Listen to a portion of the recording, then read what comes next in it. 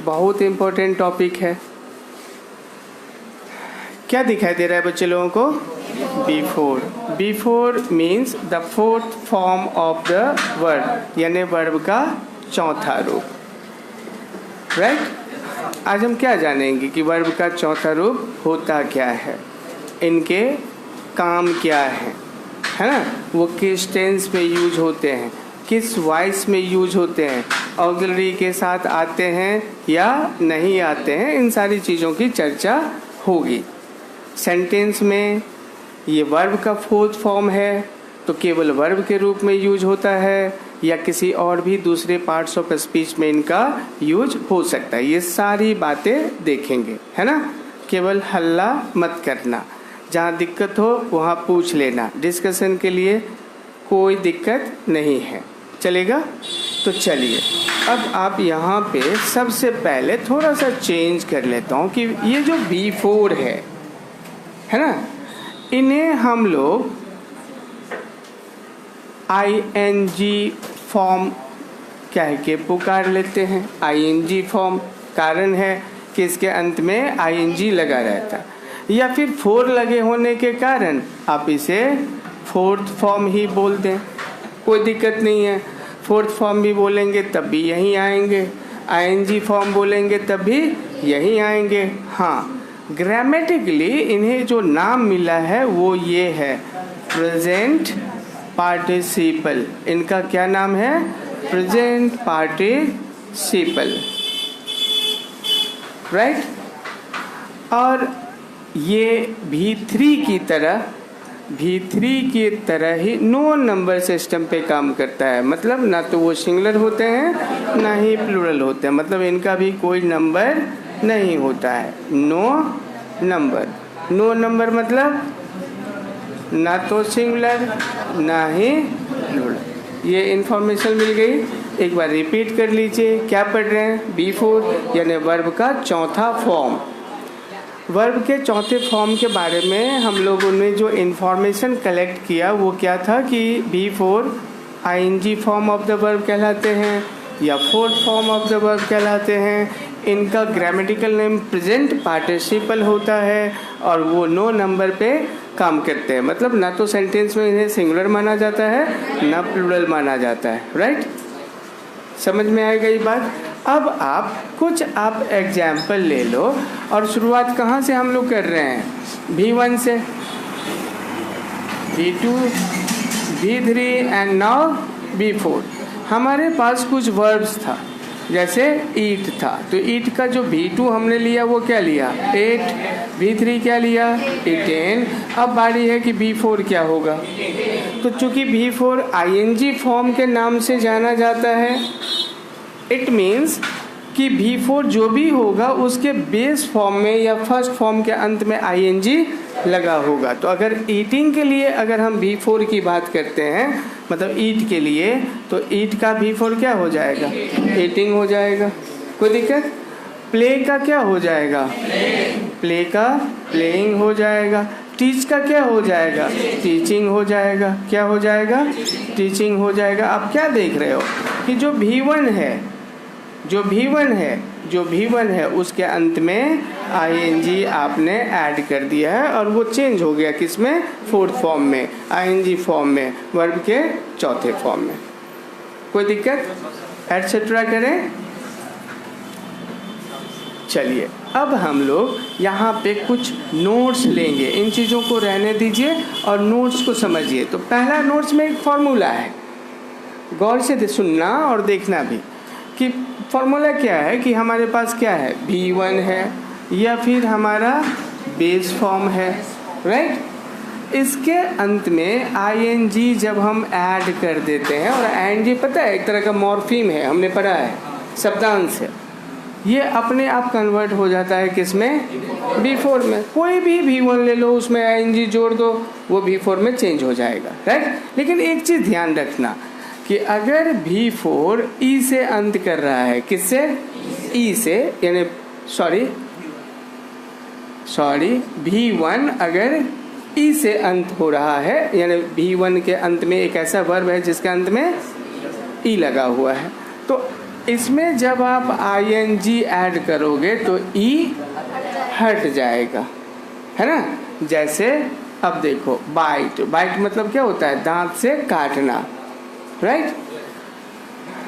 इसमें हमें क्या जोड़ना है, आईएनजी, और देखिए ये क्या हो जाएगा, ये ई गायब हो गया ना, तो ये ई वाले के साथ होगा। कुछ जगह पे ऐसा नहीं भी होता है, जैसे आप डाई ले लो, डाई, इसमें आईएनजी जब हम ऐड करेंगे तो वो ई यहाँ से नहीं भागेगा,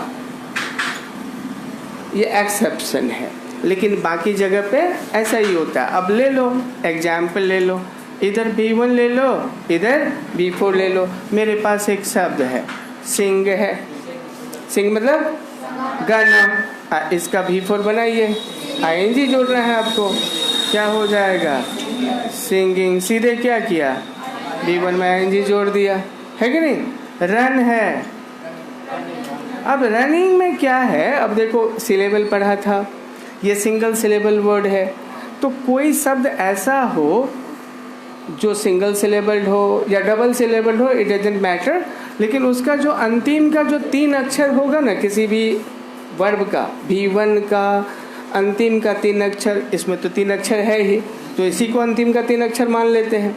अगर 4 शब्द का होता तो ये वाला होता अंतिम 3, ये वाला नहीं, 5 शब्द का होता तभी ये अंतिम होता, राइट। तो कुछ ऐसे वर्ब होते हैं जिनके अंत में ये चीज होता है, अंतिम 3 अक्षर इस तरह से होता है, कॉन्सोनेंट, वॉवेल, कॉन्सोनेंट, मतलब अंतिम 3 अक्षर में पहला कॉन्सोनेंट होगा, दूसरा वॉवेल होगा, फिर तीसरा कॉन्सोनेंट हो जाएगा। तब इसमें जब हम आईएनजी जोड़ेंगे ना तो ये जो सी है वो डबल हो जाएगा, स्क्वायर हो जाएगा। क्या हो जाएगा, स्क्वायर हो जाएगा। तो देखो ये सी भी सी है कि नहीं है, सी भी सी है कि नहीं। तो आप सबसे पहले तो RUN लिख लो, RUN लिख लो। अब उसमें हमें जोड़ना क्या है, आईएनजी, तो अंतिम सी जो है उसको डबल कर दो, अब फिर इसमें जोड़ दो, चलेगा। कमल का नियम था ना, है ना। तो 2 नियम सीखा है कि अगर अंत में ई होगा तो आईएनजी जोड़ने से पहले ई का कान पकड़ के हटा देंगे, फिर आईएनजी को जोड़ देंगे, राइट। लेकिन कुछ B1 ऐसे होंगे जिनका अंतिम 3 अक्षर CVC होगा, यानी कॉन्सोनेंट वॉवेल कॉन्सोनेंट्स होगा, तो उसमें आईएनजी जोड़ने से पहले अंतिम कॉन्सोनेंट को डबल कर देंगे और तब आईएनजी जोड़ देंगे, उसका B4 बन जाएगा। कोई दिक्कत। तो बच्चे लोग थोड़ा सा इसका बनाइए, तो PUT स्पेलिंग लिखा है ये B4 का, PUTTING, देखा ना कैसे डबल हो गया, ये वाला, है ना। अब देखो यहाँ पे एक और ले लेते हैं, SWIM, स्विम, इसमें तो अंतिम सिलेबल क्या है, WIM है। तो अब इस S को भूल जाओ, है ना। ये क्या है, कॉन्सोनेंट है, ये क्या है, वॉवेल है, ये क्या है, कॉन्सोनेंट है, इसका B4 बनाओ, डबल M, यानी ये वाला जो M था यहाँ डबल हो गया, फिर इसमें आईएनजी हमने जोड़ दिया।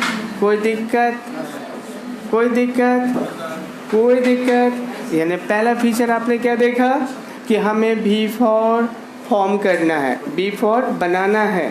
तो B4 बनेगा किससे, B1 से। B1 से अकेले नहीं बनेगा, उसमें आपको एक सफिक्स ऐड करना पड़ेगा, और वो सफिक्स क्या होगा, ING। मतलब नियम क्या निकल के बाहर आया कि अगर वर्ब के फर्स्ट फॉर्म के या बेस फॉर्म के अंत में ING जोड़ देंगे तो वो B4 में चेंज हो जाएगा। कोई दिक्कत। चलिए इसे फटाफट नोट कर लीजिए आप, और ये वाला सेक्शन हटा दूं, चलिए जल्दी नोट कीजिए।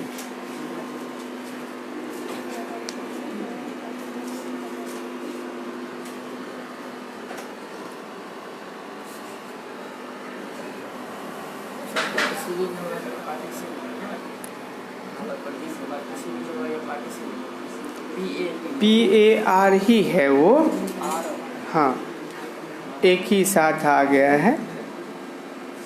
बाकी बच्चों का भी अगर प्रॉब्लम है तो देख लीजिए। पार्टिसिपल अगेन मैं लिख देता हूँ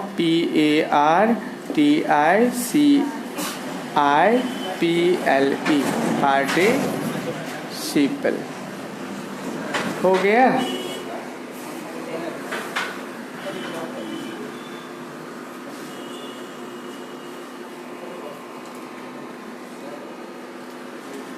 बोलिए कौन सर बोल रहे हैं? प्ले का PLAY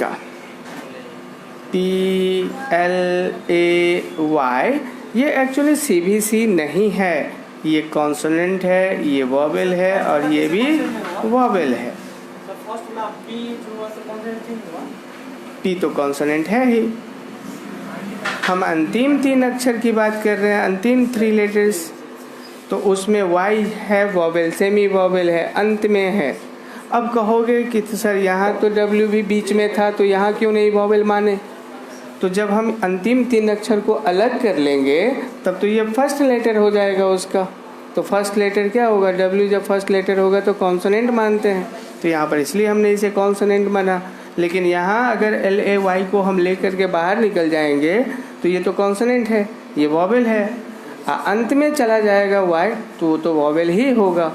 तो इसलिए हम इस Y को स्क्वायर नहीं करेंगे, डबल नहीं करेंगे, सीधे हम इसमें ING जोड़ देंगे, हो जाएगा प्लेन।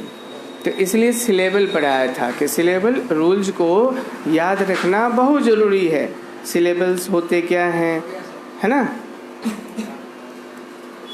बहुत सारी चीज़, केवल V4 को नहीं जाना है। V4 बनाने के लिए जब आप V1 में ING जोड़ रहे थे उस समय किन किन बातों का आपको सावधानी रखना है, उसमें से 2 बातों को मैंने आपके साथ शेयर किया। पहला कि जब भी ING जोड़ो तो देख लो कि V1 के अंत में E है या नहीं है। अगर V1 के अंत में E है तो पहले E को हटा दो, फिर ING जोड़ दो, वो V4 बन जाएगा। दूसरी बात ये ध्यान रखना कि अगर किसी V1 का अंतिम 3 अक्षर C हो, यानी कॉन्सोनेंट वॉवेल कॉन्सोनेंट हो, तो ING जोड़ने से पहले अंतिम कॉन्सोनेंट को CBC का जो लास्ट कॉन्सोनेंट है उसे आप डबल कर दोगे और तब जा कर के ING जोड़ोगे। चलेगा? एक एग्जाम्पल और ले लो। यहाँ पे देखो, V1 के अंदर हम लिख रहे हैं डिग। क्या लिख रहे हैं? डिग। डिग मतलब खोदना, राइट? CBC ही है, CBC है कि नहीं है? एक ही सिलेबल का वर्ड है, CBC है। अब इसका V4 बनाओ, DIGGING। तो अब अगर कहोगे कि मैं खोद रहा हूँ तो I am digging। मैं गड्ढा खोद रहा हूँ तो गड्ढा का अंग्रेजी पिट होता है, PIT। तो I am digging a pit, मैं गड्ढा खोद रहा हूँ। अगर कुआं खोद रहे हो तो पिट के जगह पे वेल कर देना, चलेगा? वो आपकी रिक्वायरमेंट पे डिपेंड करता है। अब सबको क्लीन कर दूँ? चलिए, क्लीन करने से पहले एक बार फास्ट रिवाइज कर लो। अब तुम लोग बोलोगे, मैं क्वेश्चन करूँगा, व्हाट इज दिस? क्या है? V4 means the 4th form of the verb, यानी वर्ब का 4था रूप। ग्रामेटिकली इसे हम लोग ING फॉर्म भी बोलते हैं, प्रेजेंट पार्टिसिपल भी बोलते हैं, और विशेष बात ये ध्यान रखते हैं कि ये किसी भी नंबर के अंतर्गत नहीं आते, न तो उसे सिंगुलर माना जाता है न प्लूरल माना जाता है, राइट? कुछ एग्जाम्पल्स हैं, आप देख रहे हैं। इसके बाद हमने कहा कि ये ध्यान रखना, ये फॉर्मेशन की बात है कि how you will make V4 of V1 का V4 कैसे बनाओगे? तो सर सिंपल, V1 के अंत में क्या जोड़ देंगे? ING, तो वो V4 में चेंज हो जाएगा। लेकिन 2 बातों का ध्यान भी रखना। पहली बात कि अगर V1 के अंत में E हो तो ING जोड़ने से पहले E को हटा देंगे, क्लियर?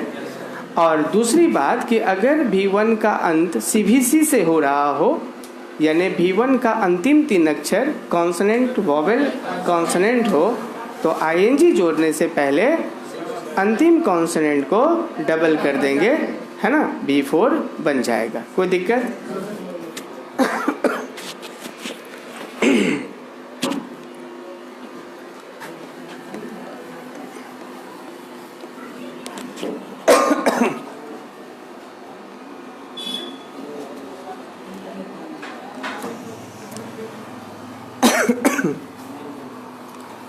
कल थोड़ा रास्ते में भीग गए थे जाते वक्त।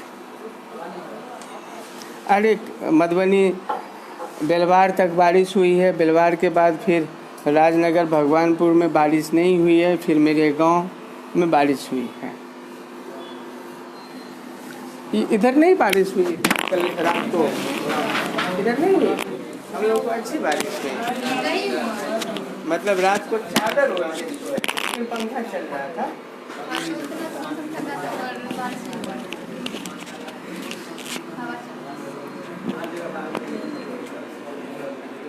हवा चल रही थी, हवा चल रहा नहीं था।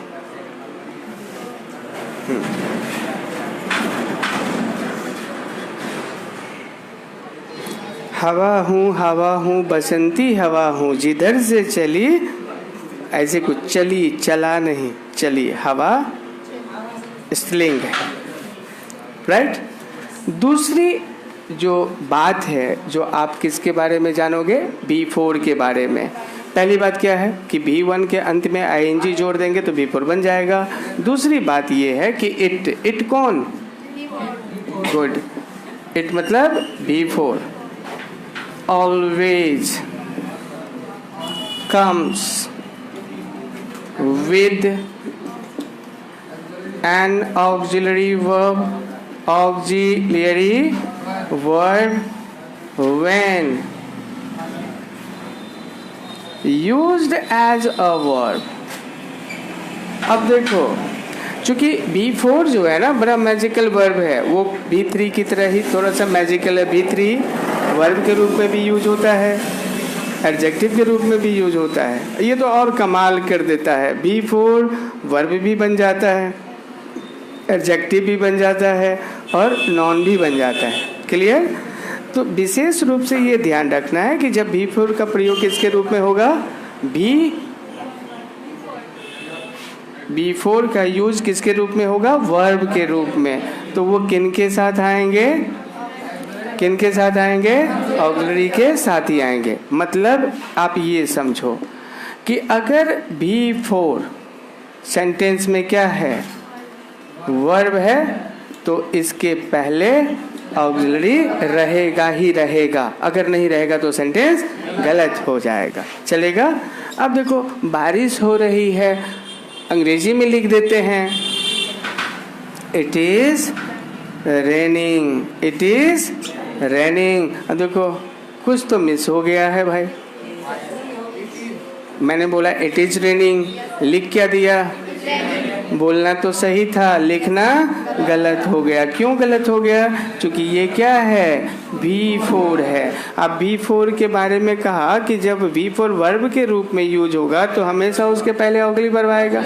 कहीं न कहीं ये कहना चाह रहा है कि बारिश हो रही है, बारिश होना एक घटना है, एक काम है, कुछ हो रहा है, राइट। तो होना ही काम है, वो काम ही दिखा रहा है, तो काम दिखा रहा है तो B4 क्या है, वर्ब है, लेकिन विदाउट ऑक्सिलरी है।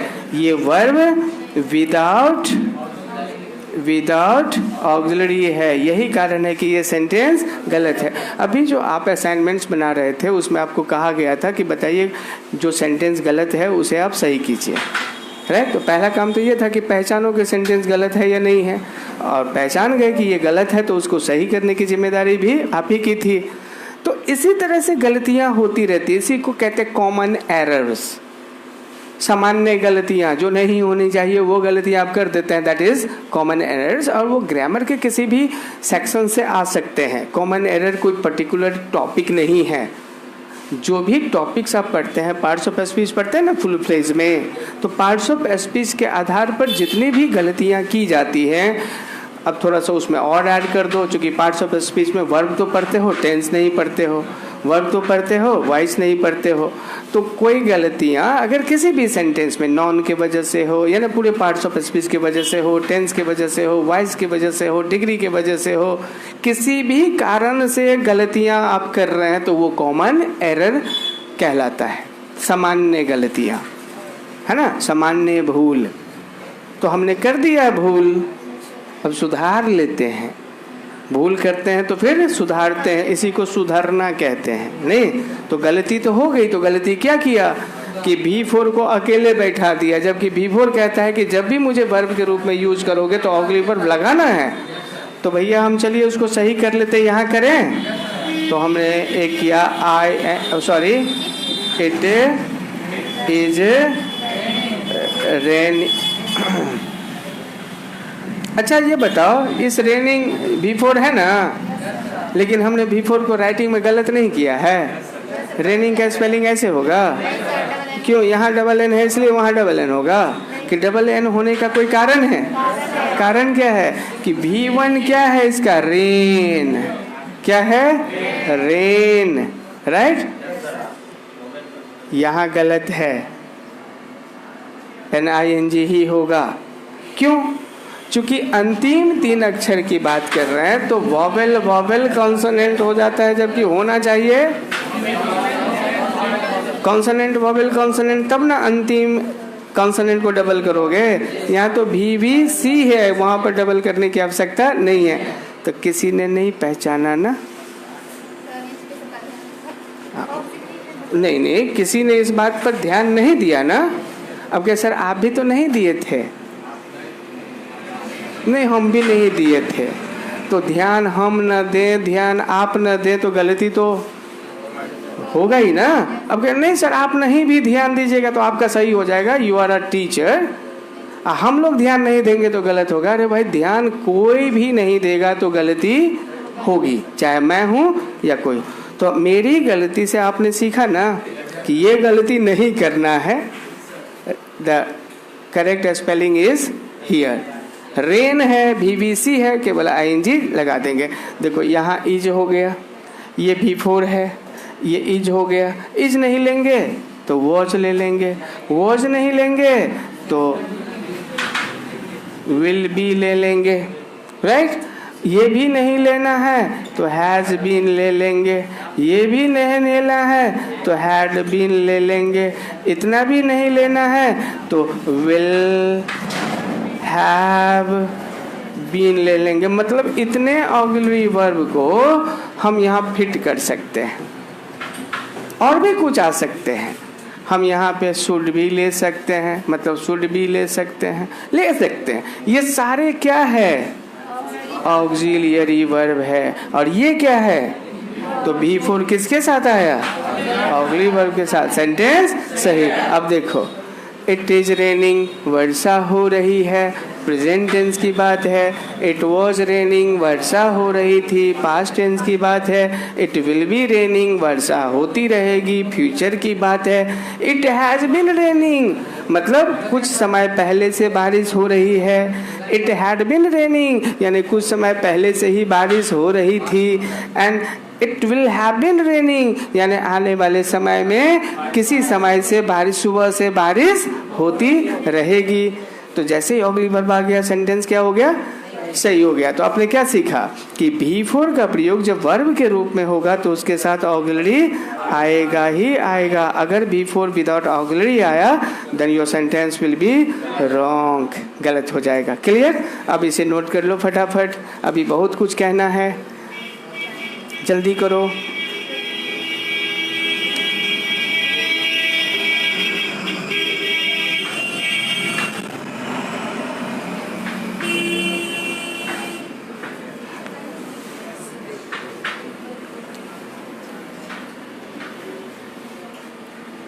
जितना बैच में पढ़ाऊंगा हर बार कुछ ना कुछ चेंज हो जाएगा, है ना। तो 100% अगर आपने पहले मुझसे ही पढ़ा है V4 तब भी चेंजेस आ सकते हैं। तो जो नया कुछ मिलेगा उसे आप ऐड कर लीजिए, नहीं सेम टू सेम है तो स्किप कीजिए। चलिए अब यहाँ पे अगली बात क्या होगी, मतलब चर्चा किसकी हो रही है? बिफोर की।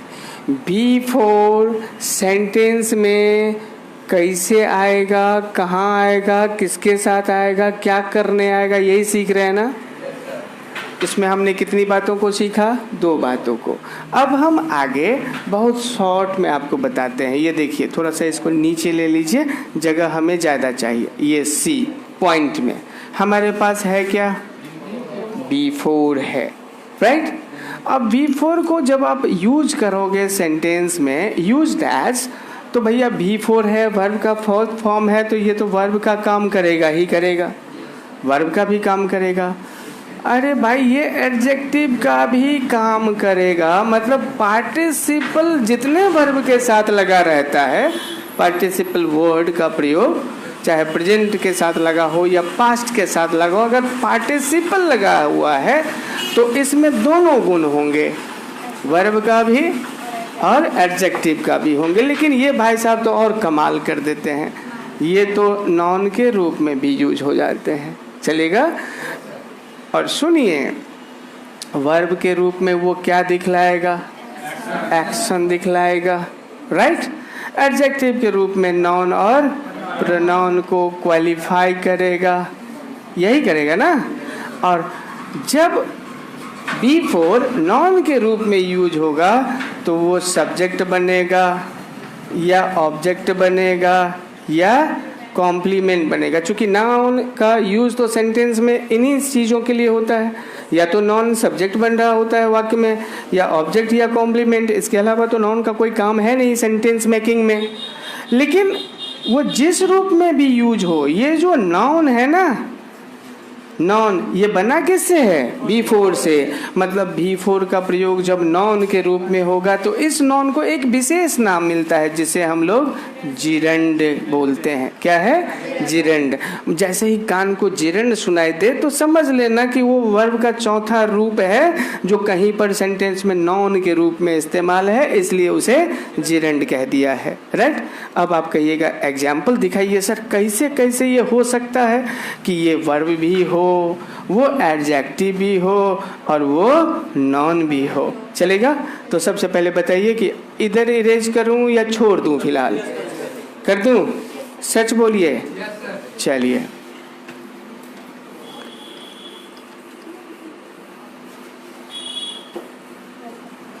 अब देखिए, पहले तो हम ये कर लेते हैं एक एग्जाम्पल जहां पर आप बिफोर को किन किन रूपों में देखेंगे। अरे एक ही जगह वो तीनों काम नहीं कर रहा होगा, अलग अलग सेंटेंस में। किसी सेंटेंस में वो वर्ब के फॉर्म में यूज होगा, किसी में नॉन के रूप में होगा, किसी में एडजेक्टिव के रूप में होगा। लेकिन पहचानना तुम लोग, ये काम कर रहा है या विशेषता बतला रहा है या नाम बता रहा है। चलेगा? चलिए, एक सेंटेंस है, she was cooking. She was cooking. अब इसको तो पहचान गया ना, बिफोर है। अब तुम मुझे ये बताओ कि ये वर्ब है, एडजेक्टिव है या नॉन है। क्योंकि वर्ब कब कहेंगे? जब वो एक्शन शो करेगा। तो यहाँ पर क्या है कि वो खाना पका रही थी, कुछ कर रही थी ना, जैसे ये करती रहती है, फुसफुसाती रहती है, तो वो भी खाना पका रही थी, कोई काम कर रही थी।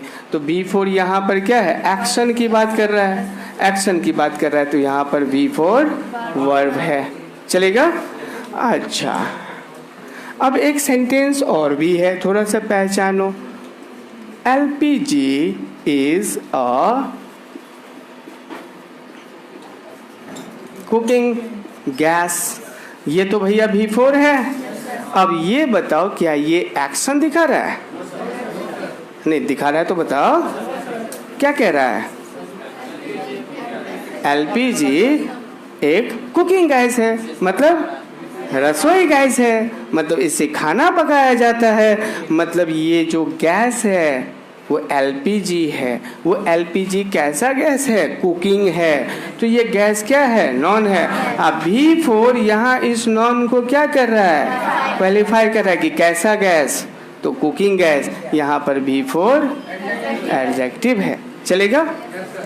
चलेगा।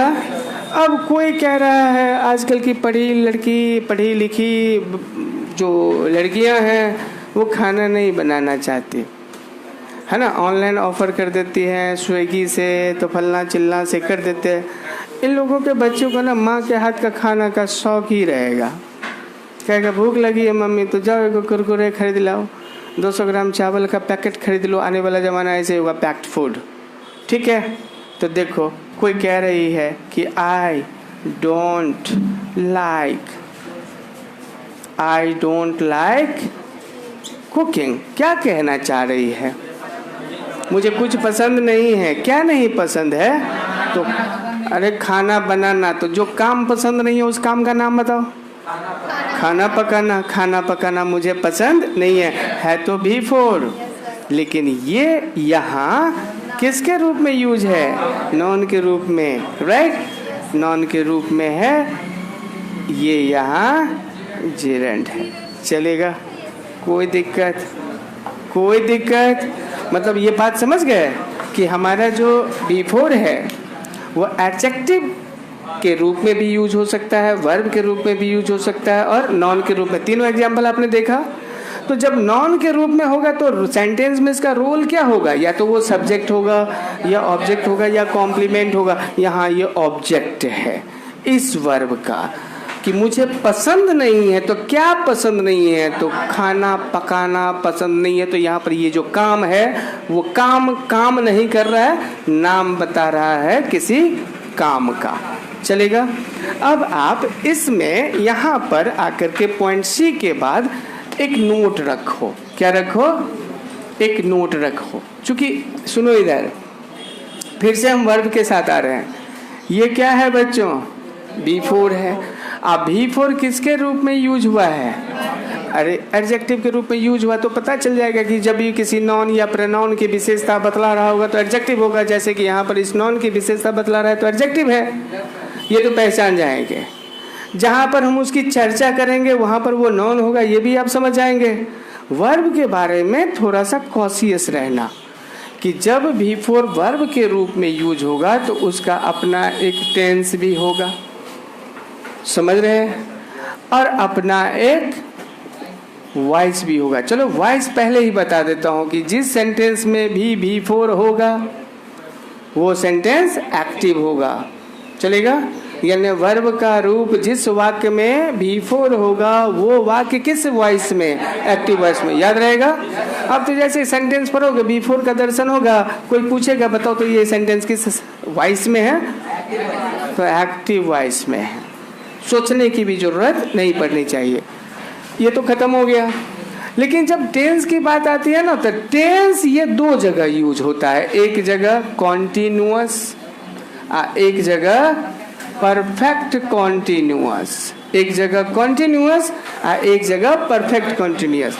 यहाँ पर भी वो प्रेजेंट, पास्ट और फ्यूचर, यानी present perfect, present continuous, past continuous and future continuous. समझ रहे हो? परफेक्ट कंटिन्यूअस में भी 3, present perfect continuous, past perfect continuous, future perfect continuous, सब जगह होगा।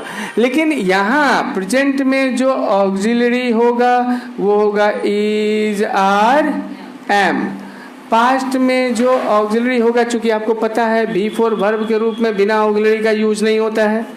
ये हमने सेकंड नोट में ही बता दिया था आपको कि B4 always comes with an auxiliary verb when it is used as a verb. जब वो वर्ब के रूप में यूज होता है तो हमेशा ऑक्सिलरी लेता है। तो जब वर्ब के रूप में होगा तो वो टेंस बनाएगा या वॉइस बनाएगा, यही दो काम करेगा। इसका ऑक्सिलरी होगा पास्ट का वॉच और वर। फ्यूचर में जब जाएगा तो शैल या विल प्लस बी कंटिन्यूअस। मतलब is, are, am plus B4 present continuous, was, were plus B4 past continuous, shall be, will be plus B4 future continuous. हो गया? और जब प्रेजेंट परफेक्ट में आएगा तब इसका ऑक्सिलरी हो जाएगा बच्चों हैज या हैव प्लस बीन। जब वो पास्ट में आएगा तो उसका ऑक्सिलरी हो जाएगा हैड प्लस बीन। और जब वो फ्यूचर परफेक्ट कंटिन्यूअस में जाएगा तो उसका ऑक्सिलरी हो जाएगा शैल या will plus have plus been. अब बताइए, हैज या have plus been plus V4 कौन सा tense? Present perfect continuous. Had plus been plus V4 past perfect continuous. Shall have been will have been plus V4 future perfect continuous. अब सोच लीजिए कि आपके पास कुल मिलाकर 12 टेंसेज हैं।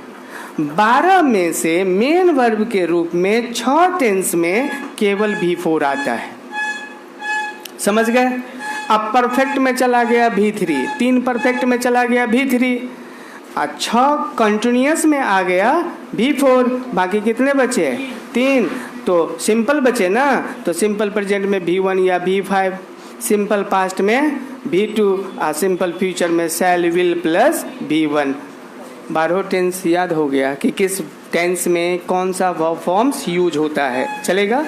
अब हम थोड़ा सा इसका एग्जाम्पल ले लेते हैं, लेकिन सुनो, चाहे टेंस कंटिन्यूअस वाला हो या परफेक्ट वाला हो, V4 की उपस्थिति बता रही है कि उसका वॉइस एक्टिव होगा। तो हम जितने भी सेंटेंस लिखेंगे वो सारा का सारा V4 की सहायता से लिखा जाएगा और इस वजह से वो सारे सेंटेंस एक्टिव वॉइस में होंगे।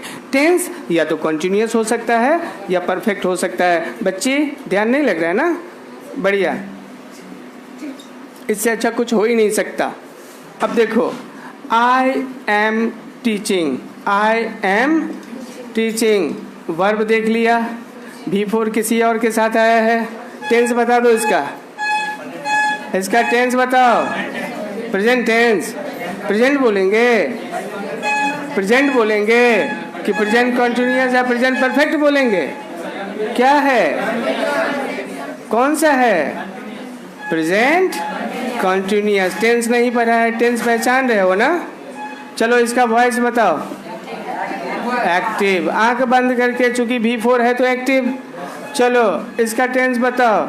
I was teaching. वाह, क्या बात है, V4 है ना? अब सीधे लिख लो पास्ट कंटिन्यूअस और एक्टिव। अब समझ रहे हैं? पास्ट कंटिन्यूअस टेंस के लिखे लें और एक्टिव वॉइस के लिए लिखें। चलो, I shall be teaching, I shall be teaching. Verb form देखो, टेंस बताओ। Future continuous, right?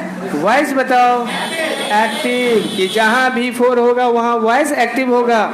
चलेगा? हिंदी सुनो। अब मैं लड़की बन जाता हूँ, तो मैं पढ़ा रही हूँ, मैं पढ़ा रही थी, मैं पढ़ाती रहूँगी। लड़का बन जाता हूँ, मैं पढ़ा रहा हूँ, मैं पढ़ा रहा था, मैं पढ़ाता रहूँगा। तो ये present continuous, past continuous and future continuous. चलेगा? यहाँ पता चल रहा है काम हो रहा है, यहाँ पता चल रहा है काम हो रहा था, यहाँ पता चल रहेगा कि काम होता रहेगा, कोई काम चलता रहेगा। अब और इसे इरेज करूँ, कर दूँ? चलो अब टेंस पहचानो आराम से। आई हैव बीन टीचिंग, है ना? I shall have been teaching from morning, verb पहचानो। शैल हैव टीचिंग, टेंस बताओ। फ्यूचर परफेक्ट कॉन्टिन्यूअस, वॉइस बताओ। वो तो एक्टिव ही होगा। अगर हम इतना के बदले में हैव बीन कर दें तो टेंस क्या होगा?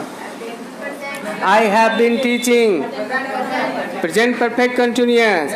अगर हम यहाँ हैव के बदले में हैड कर दें, I had been teaching, past perfect continuous, तो जितने भी कंटिन्यूअस टेंस होते हैं उसको पहचान जाओगे, जितने भी परफेक्ट कंटिन्यूअस होते हैं उसको भी पहचान पाओगे। तो थोड़ा सा फॉर्मूला बोलो। हम टेंस का नाम बता रहे हैं, बच्चे लोग उसके फॉर्म को बताएंगे। चलेगा? चलिए, प्रेजेंट कंटिन्यूअस। आप सेंटेंस का स्ट्रक्चर नहीं बोलेंगे, केवल वर्ब फॉर्म बोला है कि which verb form will be used in making of the present continuous tense. तो नेम सुनिए, present continuous is are am plus V4 ऐसे बोलना है। Past continuous verb plus V4। Future continuous shall be या will be plus V4। present perfect continuous has have plus been plus V4। past perfect continuous had plus been plus V4 and future perfect continuous shall या will plus have plus been plus V4। And in सारे का जो voice होगा वो कौन सा होगा, active होगा या पैसिव होगा? समझ गए? होपफुली सब बच्चे समझ गए होंगे। तो बताइए आज हमने क्या पढ़ा? B4 मतलब fourth form of the verb, मतलब ing form of the verb, मतलब प्रेजेंट पार्टिसिपल, राइट? मतलब उसका कोई भी नाम हो, ना तो वो सिंगुलर होगा ना प्लूरल होगा। लेकिन जब सेंटेंस राइटिंग की बात आएगी तो हम ये देखेंगे कि जो B4 है वाक्य में इसका इस्तेमाल कई तरहों से हो सकता है, मतलब डिफरेंट पार्ट्स ऑफ स्पीच में यूज हो सकता है। B4 का प्रयोग हम वर्ब के रूप में कर सकते हैं, एडजेक्टिव के रूप में कर सकते हैं, नॉन के रूप में कर सकते हैं, राइट? तो अब ध्यान ये रखना है कि जब भी हम B4 का प्रयोग वर्ब के रूप में करें तो एक बात तय होता है कि वो ऑक्सिलरी के साथ ही आता है। बिना ऑक्सिलरी का वर्ब के रूप में B4 का यूज नहीं होता है। क्लियर? और वर्ब के रूप में वो अलग अलग ऑक्सिलरीज की सहायता से कॉन्टिन्यूअस टेंस बनाते हैं और परफेक्ट कॉन्टिन्यूअस टेंस बनाते हैं। चाहे कॉन्टिन्यूअस हो या परफेक्ट हो, वो तीनों ही टेंसेस में जाएंगे, प्रेजेंट, पास्ट एंड फ्यूचर, जिसका आपने अभी प्रैक्टिस किया है, राइट? और जहाँ तक वर्ब के रूप में वॉइस क्या होगा B4 का, तो ऑलवेज एक्टिव होगा। तो वर्ब के रूप में तो कुछ और नहीं कहना है। हाँ, जब B4 का यूज अगर एडजेक्टिव के रूप में होगा तब आप देखोगे कि वो सेंटेंस में किसी नॉन या प्रोनाउन को क्वालिफाई कर रहा होगा, चलेगा? और कभी कभी तो V4 का प्रयोग नॉन के रूप में भी होता है, मतलब वर्ब के चौथे रूप यानी ing से अंत होने वाला जो वर्ब होता है सेंटेंस में, वो नॉन का भी रूप धारण करता है। लेकिन उस वक्त उसे हम ना तो वर्ब कहेंगे ना नॉन कहेंगे। उसकी पहचान तो है वर्ब की, उसकी पहचान तो है नॉन की, लेकिन इस वजह से उसको एक स्पेशल नाम मिल जाता है जिरंड, राइट? जिरंड मतलब एक तरह से वर्ब से बना हुआ नॉन, यानी वर्ब के चौथे रूप का प्रयोग जब नॉन के रूप में होगा तो उसे जिरंड कहेंगे। और चूंकि नॉन है तो नॉन का प्रयोग अर्थात उस B4 का प्रयोग सेंटेंस में कहाँ हो सकता है? सब्जेक्ट के जगह पे, ऑब्जेक्ट के जगह पे और कॉम्प्लीमेंट के जगह पे। जो नॉन का जो बेसिक फंक्शंस हैं, जो नॉन सेंटेंस फॉर्मेशन में जो रोल प्ले करता है, वही रोल यहाँ B4 प्ले करेगा। कोई दिक्कत? ठीक है बच्चों, तो चलिए।